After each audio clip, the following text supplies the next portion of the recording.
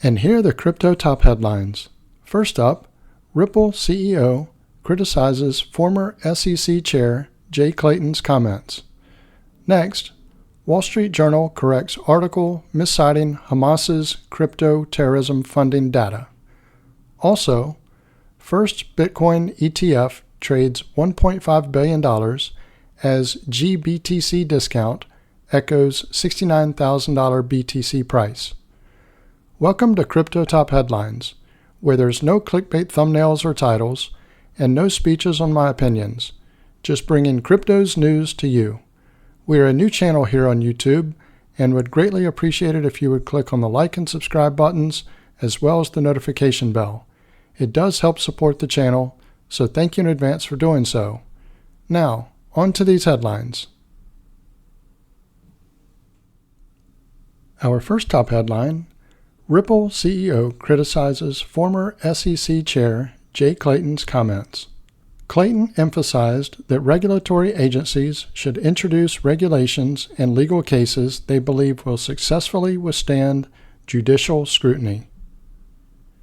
Ripple CEO Brad Garlinghouse strongly criticized former United States Securities and Exchange Commissioner Chair Jay Clayton's remarks regarding the agency's regulatory approach. Since the first quarter of 2023, the SEC has initiated various regulatory actions against crypto exchanges and companies. During an interview with CNBC on June 29, 2023, Clayton expressed his view that the SEC should pursue legal action against specific companies only when they have strong legal grounds. He emphasized that regulatory agencies should introduce regulations and legal cases they believe will successfully withstand judicial scrutiny. Cameron Winklevoss tweeted on June 28, 2023, a must-watch. Former SEC Chairman Jay Clayton describes the new and deeply un-American ethos of the SEC Gov under Gary Gensler. If we're not losing cases, we aren't suing enough businesses. This is a total abuse of power. And here's the clip from CNBC. Let's take this to a very high level on the regulatory side. What you're hearing from the leaders of the regulatory organizations is if we're not losing cases, if we're not being pushed back on by the courts, we're not doing enough. Think about that for a second. That is a fundamental shift in how we as Americans view the role of the government. I don't want to be in a place where I know the government is going to bring cases they think they're going to lose. Imagine you're the person who is the subject of that case. Now, we're talking about corporations. Yeah, to see if they can, and if they're not stopped, they're going to, yeah. Right, but this is an ethos now, which is unless we're losing, we're not bringing enough cases. That may be fine for private litigants against each other and things like that, but when you have the power of the state, and you're supposed to only bring cases and only make rules that you think are going to pass judicial muster. And then Brad Garlinghouse tweeted this statement on October 28, 2023. Watching this clip makes my blood boil. The hypocrisy is shocking. CNBC, squawk CNBC, should be calling him out for the bullshit. As a reminder, Jay Clayton brought the case against Ripple, me, and Chris Larsen, and left the building the next day. In light of the SEC voting to dismiss the allegations without prejudice, the Ripple CEO reminded that the former SEC chair had filed a lawsuit that had little chance of success in court. In the lawsuit against Ripple, Garlinghouse and Ripple co-founder Christian Larsen, in December 2020, the SEC accused the company and the two executives of unregistered, ongoing digital asset securities offering, alleging that they had raised more than $1.3 billion from sales of the XRP token. Garlinghouse said, as a reminder, Jay Clayton brought the case against Ripple, me, and Chris Larsen, and left the next day. Clayton's statements from June 23 have gained attention in light of the recent lawsuit developments involving Garlinghouse and Larsen. As previously reported, the SEC moved to dismiss the charges against the executives in October. The SEC's move follows Judge Annalisa Torres's ruling partially in favor of Ripple in July, declaring that retail sales of the XRP token did not meet the legal definition of a security. However, the court found that Ripple had violated securities laws by selling XRP tokens directly to institutional investors. Our next top headline: Wall Street Journal corrects article misciting Hamas's crypto terrorism funding data. Before covering this headline, I do want to state that I do believe that even just a penny of money going to fund terrorism is too much and should be stopped, but I also think that reporting the correct data is important as well. The article states, Elliptic, the firm which the Wall Street Journal sourced the data from, said it was pleased to see the news outlet acknowledge its mistakes. The Wall Street Journal has partially corrected an article that mischaracterized the extent to which Hamas and other militant groups have been funding its terrorist activities with cryptocurrencies. The October 10th article titled Hamas Militants Behind Israel Attack Raised Millions in Crypto cited blockchain forensics firm Elliptic and said Palestinian Islamic Jihad, or PIJ, a terrorist organization operating in the Gaza Strip, raised as much as $93 million between August 2021 and June 2023. In the cited report, Elliptic said Israel's counterterrorism unit seized PIJ-linked wallets, which received $93 million over that time frame. However, Elliptic clarified that this did not mean PIJ raised these funds to finance its terrorism activities.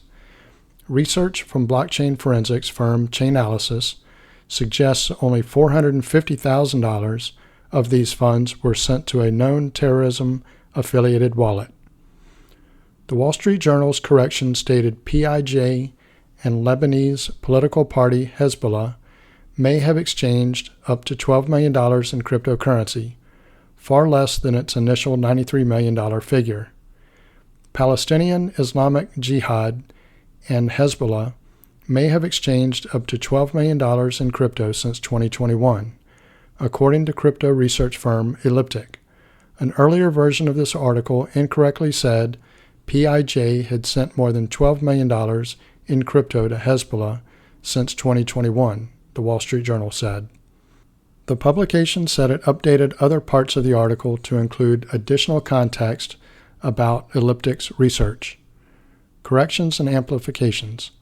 Palestinian Islamic Jihad and Hezbollah may have exchanged up to $12 million in crypto since 2021, according to crypto research firm Elliptic. An earlier version of this article incorrectly said PIJ had sent more than $12 million in crypto to Hezbollah since 2021, citing Elliptic's research. This article was also updated to include additional context about Elliptic's research. The firm's analysis of digital currency wallets that Israeli authorities linked to PIJ found that PIJ may have used crypto to receive funds and to move funds to other terrorist groups. Elliptic said it isn't clear if all of the transactions it identified directly involved PIJ, because some of the wallets belonged to crypto brokers that may have also served non-PIJ clients. Corrected on October 27th. Corrections made by the Wall Street Journal's October 10th article. Source: The Wall Street Journal. The Wall Street Journal's retraction follows an October 25th statement by Elliptic, which called on the Wall Street Journal to correct its misinterpretation of the data. Elliptic added that cryptocurrency funding by Hamas remains tiny relative to other funding sources.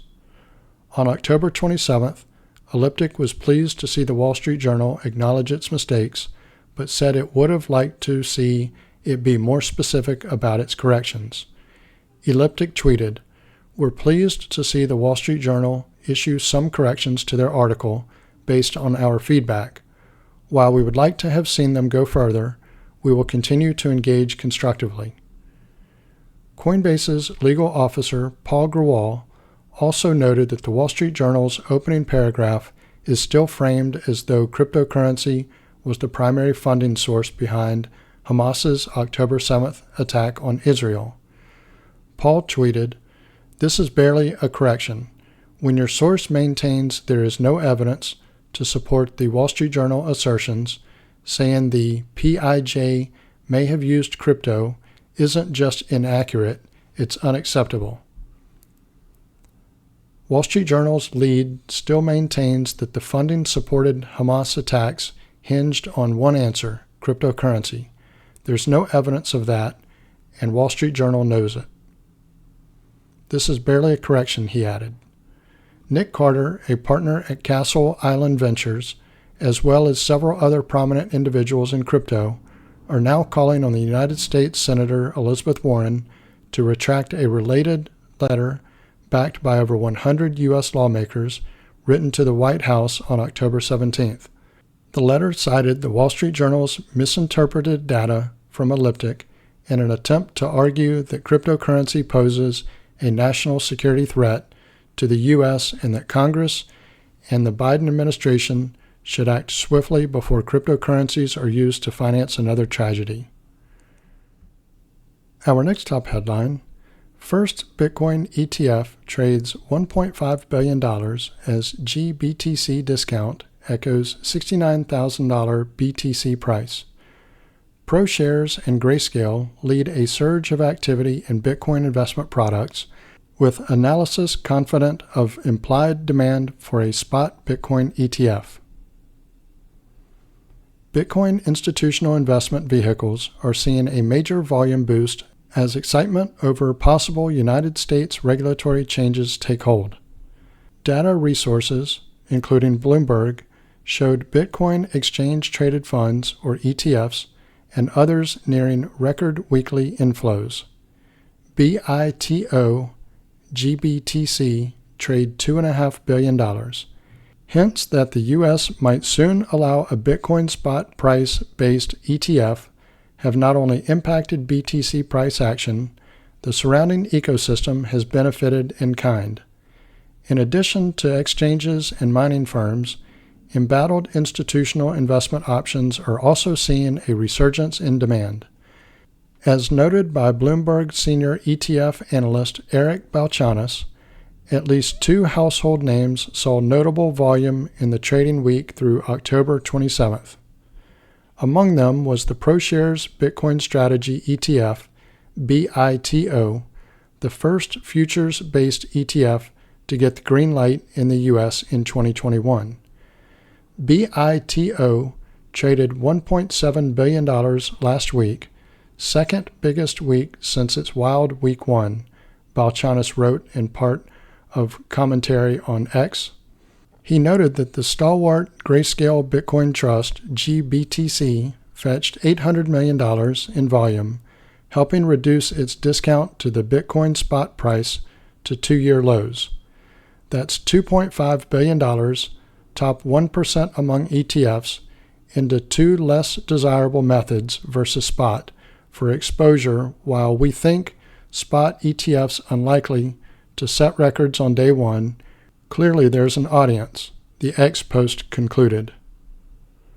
Eric Balchanas tweeted, "Notable BITO traded $1.7 billion last week, second biggest week since its wild week one. GBTC did $800 million. That's $2.5 billion, top 1% among ETFs, into two less desirable methods versus spot for exposure, while we think spot ETFs unlikely to set records on day one. Clearly there's an audience." Others also picked up on the data. William Clemente, co-founder of crypto research firm Reflexivity, describing ETF trading as back in full steam. Legacy finance could know something we don't yet. As Cointelegraph reported, GBTC has seen a remarkable comeback in recent months, even prior to BTC to USD gaining 15% last week. Legal victories on the long road to gaining permission to convert GBTC into a spot ETF provided kindling, and Grayscale's product now trades with an implied share price which is just 13.1% below the BTC spot price. Per data from monitoring resource CoinGlass, this is the lowest since November 2021, when Bitcoin itself was at all-time highs. The GBTC discount keeps narrowing. Popular Bitcoin and altcoin trader Mr. Crypto, meanwhile, responded. Maybe TradFi knows something we don't know yet. Despite this, investment management firm ARK Invest has reduced its GBTC holdings in step with the share price gains. While ARK itself plans a Bitcoin spot ETF launch, GBTC now accounts for 10.24% of its ARK Next Generation Internet ETF, its first change since November 2022. So this concludes our top headlines. If you haven't already done so, don't forget to click on the like and subscribe buttons, as well as the notification bell. Also, leave your thoughts in the comments and share this video with your friends and family. Thank you all for watching Crypto Top Headlines, bringing crypto's news to you.